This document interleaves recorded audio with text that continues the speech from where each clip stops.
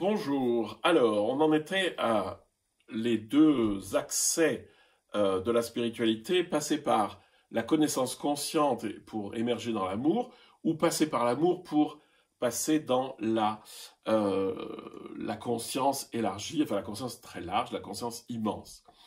Alors, je vais passer par la case Dieu.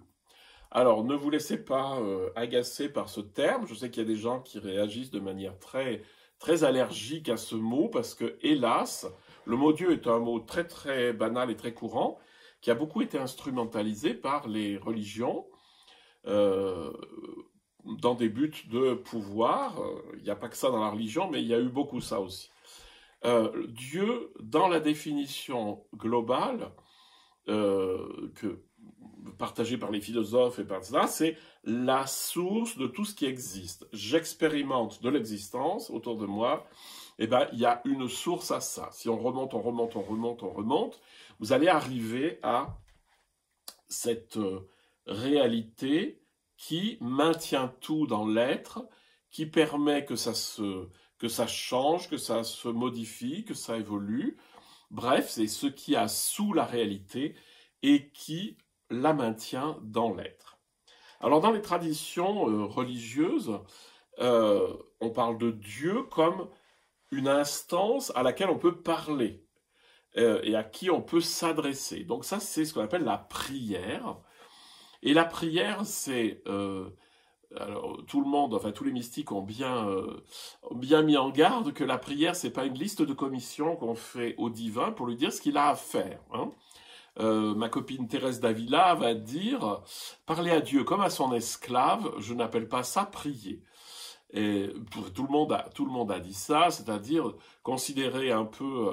même Eckhart, il va dire il y en a qui considèrent Dieu comme une vache à lait, quoi, et il l'aime pour le fromage qu'elle permet de faire.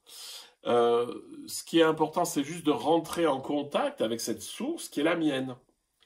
C'est-à-dire que si j'existe et si je suis là pour faire cette vidéo, c'est bien qu'il y ait quelque chose qui me soutient dans l'être. Je me suis pas fabriqué tout seul, et je peux même pas dire que ce soit mes parents qui m'aient fabriqué, hein, parce que ça vient de plus loin que mes parents, hein, parce qu'eux, ils ont fait que transmettre la vie.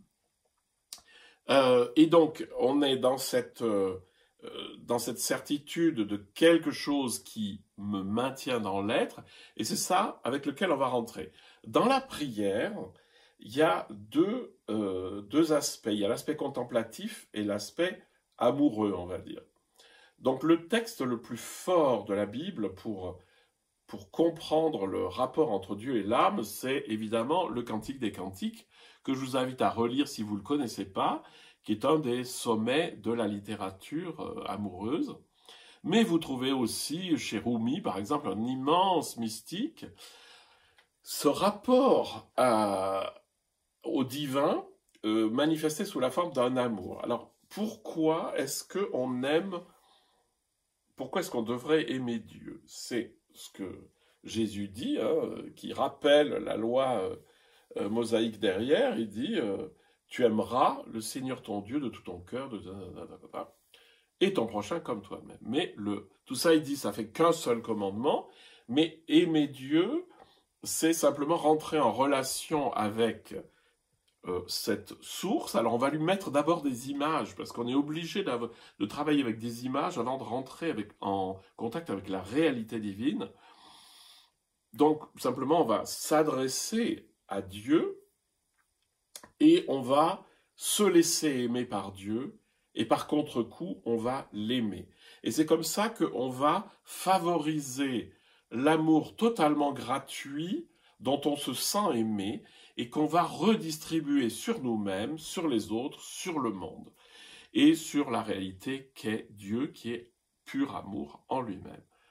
Donc voilà dans le contexte chrétien, on va dire, ou dans le contexte religieux qui utilise Dieu, on va avoir une relation aimante avec cette réalité, et puis les images qu'on utilise vont de plus en plus disparaître, au point qu'on se sentira pur amour.